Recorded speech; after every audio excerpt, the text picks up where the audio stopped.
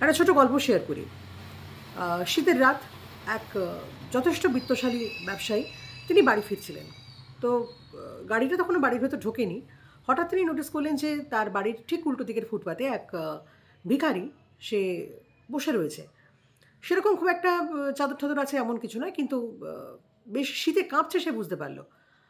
তো গেট তখনও খোলেনি দেখে তিনি গাড়ি থেকে নেমে সেই ভিখারিটির কাছে যান, গিয়ে বলেন যে এরকম ঠান্ডায় কাঁপছো, তোমার শীতের জামা কাপড় নেই? বললো না বাবু, আমার সেরকম খুব একটা নেই, যা আছে এই তো রয়েছে।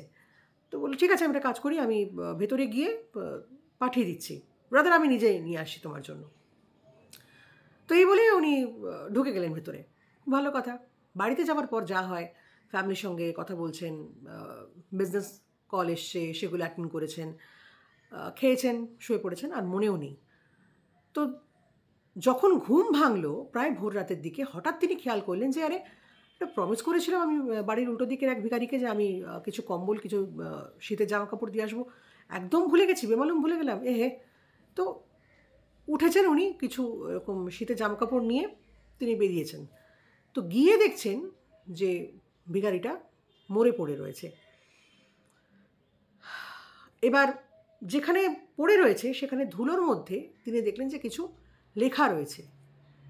যেটা লেখা ছিল সেটা মারাত্মক। সেটা হলো যে আমি এতদিন, এত বছর ধরে এরকমভাবেই ঠান্ডায় কাটিয়ে এসেছি, কিন্তু এ ঠান্ডাটা আর পারলাম না। তার কারণ আপনি আমাকে আশা দিলেন কিন্তু জিনিসটা দিলেন না।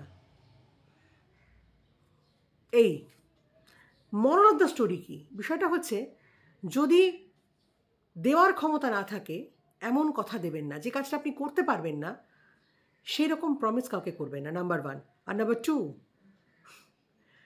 নিজের দমে যতক্ষণ চলছেন ততক্ষণ ঠিক আছে, কিন্তু অন্য কেউ করে দেবে, অন্য কেউ বলে দেবে, অন্য কেউ পাইয়ে দেবে, এই অন্যের ভরসায় যতক্ষণ আপনি থাকবেন না, আপনি ডুববেন নিশ্চিন্তে।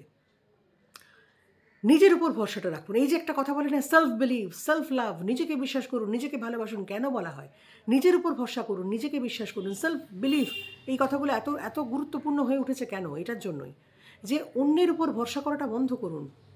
কারণ অন্য মানুষকে তো আপনি কন্ট্রোল করতে পারেন না। এই যে অন্য মানুষ কি বিহেভ করবে আমরা কন্ট্রোল করতে পারি না, সে কি বলবে কন্ট্রোল করতে পারি না। হ্যাঁ, পারি কি? তাহলে অন্য মানুষ যে আমাকে তার দেওয়া কথাটা যে রাখতে পারবে, এমনটাই বা বিশ্বাস করছে কি করে? কিভাবে করবেন আপনি? সুতরাং অন্যের উপর বিশ্বাস রাখা যাবে না। এই বিশ্বাসটা আলাদা বিশ্বাস। সেটা হচ্ছে করে দেবে, পাইয়ে দেবে, হইয়ে দেবে, এইগুলো। সে আপনার তারণহার, আপনার ত্রাতা, এইটা ভাবতে যাবেন না। যদি মিরাকেল হয়ে গেল তো হয়ে গেল, ঠিক আছে, কিন্তু আপনার নিজের দমটা নিজের কাছে রাখবেন। বিশ্বাস তাকেই করবেন যাকে বিশ্বাস করার উপযুক্ত।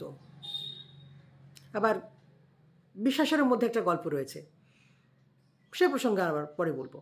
অর্থাৎ একটা হচ্ছে, যেটা রাখতে পারবেন না কথা, সেটা দেবেন না কোনো মুহূর্তেই না। আনন্দের মুহূর্তে তো নয়ই, ভীষণ খুব খুশি, দারুণ চলছে, দুম করে বলে দিলেন এইটা এটা করে দেবো, তোমার চিন্তা করো না।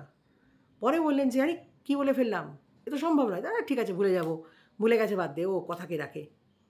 খুব মুশকিল।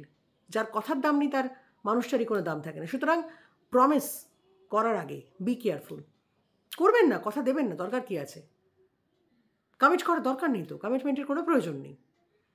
আর নিজের উপর বিশ্বাস রাখুন, ভরসা রাখুন। অন্যের উপর অতটা বিশ্বাসও রাখবেন না যে সে আপনাকে তরিয়ে দিয়ে যাবে, ডুবে যাবেন, একদম শেষ হয়ে যাবেন। বোঝা গেল? ভালো থাকুন।